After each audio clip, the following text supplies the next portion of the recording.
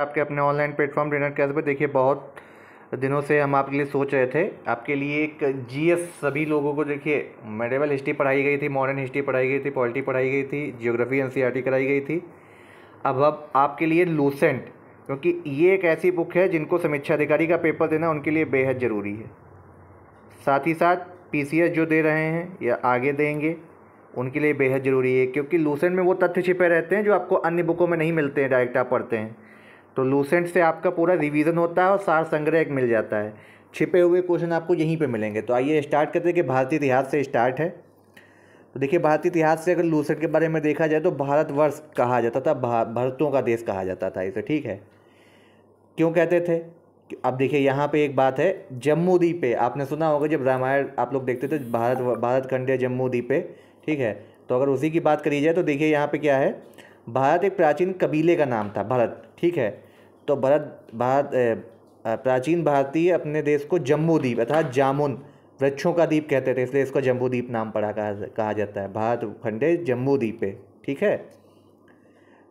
इसे सिंधु नदी के नाम से भी जोड़ते हैं, जिससे सिंधु ना कहकर हिंदू कहते थे, तब वहीं से हिंदू कहने लगे, ठीक है। फिर क्या, यह नाम पूरे पश्चिम में फैल गया और इसी एक नदी के नाम से जाने लगा, ठीक है। फिर जब यूनानी आया तो उन्होंने इसे इंदे कहा, तो अब फिर ये धीरे धीरे हिंदुस्तान कहा जाने लगा और इंडिया फिर आगे बन के आपका क्या हो गया, इंडिया हो गया। अब विंध्य की जो पर्वत श्रृंखला है, देखिए आपका यहाँ पे ज्योग्राफी भी कवर हो रही है, पर्वत श्रृंखला को उत्तर दक्षिण दो भागों में बांटती है, ठीक है। तो वहाँ पे जो यूरोपी थे, ग्रीक यूनानी, आप जो भाषाएं बोलते हैं द्रविड़ परिवार की, वो बोल जाने का यहाँ पे बहुमत होने लगा।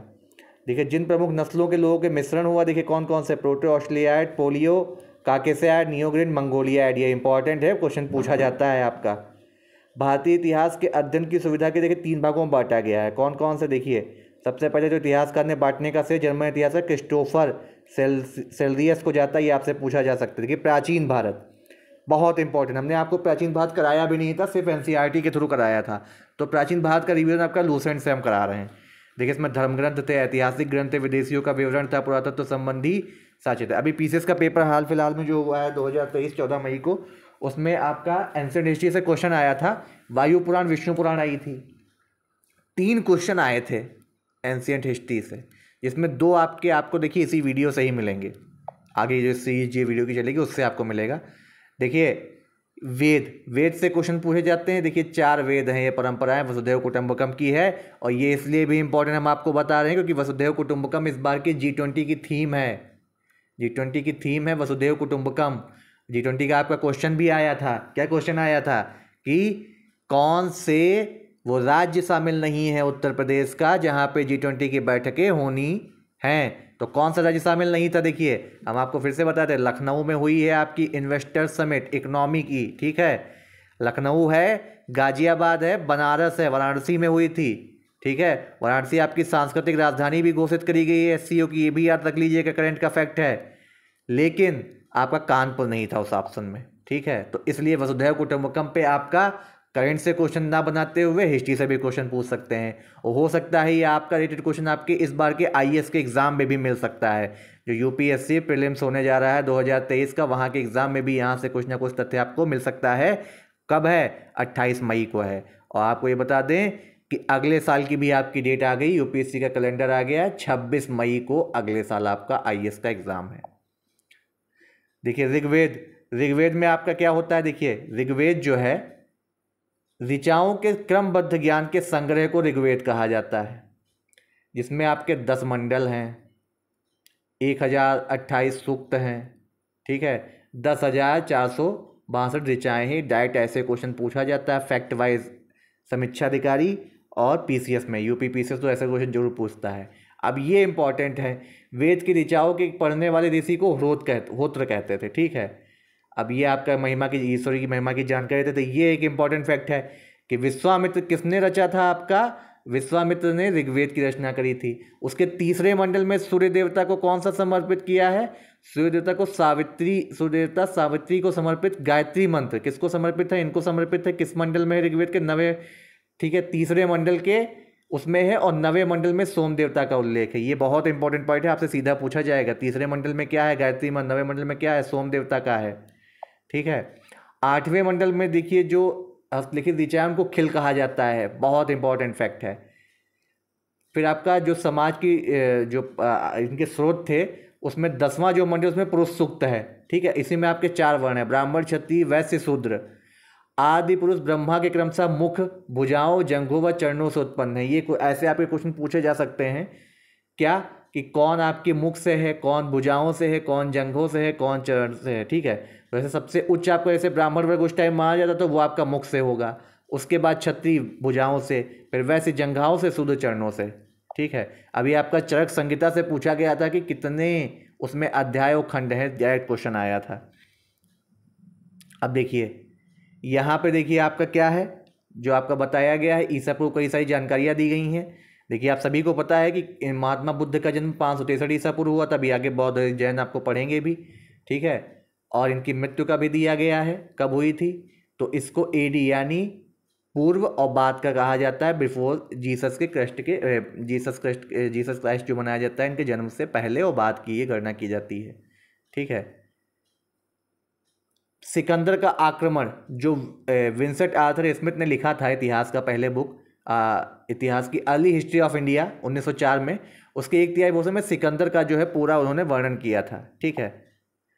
अब क्या आता है, देखिए वामन अवतार के 3 पगों का वर्णन आपके ऋग्वेद में ही है, और ये बहुत इंपॉर्टेंट है। इंद्र के लिए 250 और अग्नि देवता जी के लिए 200 ऋचाओं की रचना करी गई थी, और सतपथ ब्राह्मण का स्थान है, ये बेहद इंपॉर्टेंट फैक्ट हैं पूरे ये सत्सर। अब यजुर्वेद की बात करते हैं, यहाँ पे आपका मंत्र और बलि का पूरा वहाँ यजुर्वेद में आता है। यजुर्वेद में यज्ञों के नियम को दिया गया था, बलिदान की विधि दी गई थी, और गद्य और पद्य दोनों में है। ये क्वेश्चन कई बार पूछा गया है, कौन सा वेद है जो गद्य और पद्य दोनों में है? सामवेद, जिस पे स्टार्ट कर रहे हैं, इंपॉर्टेंट फैक्ट है सामवेद। साम का शाब्दिक अर्थ होता है गान, तो इसमें आपको क्या मिलेगा, गाने वाली जितनी भी चीज़ें हैं। अब संगीत की शिक्षा आपको यहाँ से मिलेगी। इसमें यज्ञों के अवसर पर जो ऋचाएँ गाई जाती थी उनका मंत्रों का संकलन है, और उनके पाठकर्ता को क्या कहते थे, उद्रात्र कहते थे। ये आपसे पूछा जा सकता है, ठीक है। 1810 इसमें सूक्त हैं जो ऋग्वेद से लिए गए हैं। भारतीय संगीत का जनक बोला जाता है सामवेद को, ठीक है। अथर्ववेद क्या है, इसमें देखिए 731 मंत्र है, लगभग 6000 पद हैं इसमें, ये भी याद रख लीजिएगा। और औषधों का उल्लेख सबसे पहले अथर्ववेद में मिलता है। अगर आपसे पूछा जाए संगीत सामवेद, ठीक है, और कितने सूक्त हैं 1810, और अगर आपके अथर्ववेद में मंत्र पूछे जाए 731 मंत्र हैं, क्योंकि अब सीधे फैक्ट पूछ लेता है। अब यजुर्वेद आपको हम बता ही चुके थे, यजुर्वेद में क्या है, अथर्ववेद में क्या है, आपको पूरा बताया जा चुका। औषधियों का भी उसमें ज्ञान है। ये एक चीज़ आपसे पूछी जाती है, ब्राह्मण ग्रंथ, तो ऋग्वेद, ऐतरेय और कौस्तिकी, यजुर्वेद, तैत्तिरीय व शतपथ, सामवेद, पंचवेद, अथर्ववेद, गोपथ, ये आप याद रख लीजिएगा, ठीक है। अब शतपथ में देखिए गांधार, पांचाल, कौशल, ये सब इसके आते हैं। शतपथ में ब्राह्मण का स्थान क्या। अब उपनिषद आपसे पूछे जा सकते हैं, 108 उपनिषद हैं, याद रखिएगा। 13 मूलभूत उपनिषदों में श्रेणी में भी रखा गया है, ठीक है। स्त्री की सर्वाधिक गिरी हुई स्थिति को मैत्रियनी संहिता से वहाँ से में मिलता है, इसमें जुआ और शराब की भांति स्त्री को पुरुष का तीसरा मुख्य दोष बताया गया था उस टाइम पे। शतपथ ब्राह्मण में स्त्री को पुरुष की अर्धांगिनी कहा गया था, आपसे पूछा जा सकता है। और बहुत इंपॉर्टेंट फैक्ट, जबालोपनिषद में 4 आश्रमों का उल्लेख मिलता है, बेहद इंपॉर्टेंट। फिर नारद स्मृति गुप्त युग के विषय में जानकारी मिलती है, किसमें, मनु स्मृति में। पुराण का आपसे पूछा जाता है, कितने पुराण हैं, 18। देखिए विष्णु पुराण और वायु पुराण से सीधा क्वेश्चन डायरेक्ट पूछा गया था। 5 है मत्स्य, ठीक है। 18 पुराणों की संख्या 18 है, जिनमें से केवल 5 जो हैं राजाओं की वंशावली में पाए जाते हैं, तो इसलिए 5 आपके लिए मेन है, मत्स्य, वायु, विष्णु, ब्राह्मण, भागवत, ठीक है। भागवत की आपकी कथाएं भी सुनते होंगे। अधिकतर पुराण संस्कृत श्लोक में लिखे गए थे, ठीक है। मंदिरों और ये पुजारी लोगों, मंदिरों में पुजारी लोग इसको करते थे। अग्नि पुराण का काफ़ी महत्व था उस टाइम। अब बौद्ध, जैन और अन्य साहित्य जो है, देखिए हीनयान का प्रमुख ग्रंथ कथा वस्तु था, इसमें बुद्ध का जीवन चरित्र बताया गया। जैन साहित्य में देखिए कल्पसूत्र से ज्ञात होता है इतिहास इसके बारे में। अर्थशास्त्र जो लिखी थी कौटिल्य विष्णुगुप्त जो थे, इसमें 15 अधिकरण और 180 प्रकरणों में विभाजित था ये। फिर क्या आप देखते हैं, राजतरंगिणी कलहर ने लिखी थी, इसमें 12वीं सदी के पूरे कश्मीर तक का शासक का वर्णन था।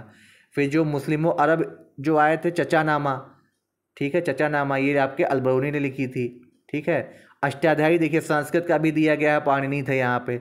इसमें मौर्य काल के पहले इतिहास और मौर्य युगीन का पूरा वर्णन दिया गया। अष्टाध्यायी में पहली बार लिपि शब्द का प्रयोग हुआ था, ये आपसे कई बार पूछा गया है। ठीक है, फिर आपके यूनानी जो आए थे, आपके जो कई सारे वो आए थे, कौन कौन से हैं ये आपको जो है हम अगली वीडियो में बताएंगे कौन कौन से आए थे। और इम्पॉर्टेंट जो फैक्ट है, ये चीज़ आपको कैसे अच्छी, इसमें कोई आपको चेंजेस करने हैं या आपको कैसी लग रही है, इसके बारे में कमेंट में जरूर बताइएगा और वीडियो को खूब सारा शेयर करें। तब तक के लिए आप सभी से धन्यवाद।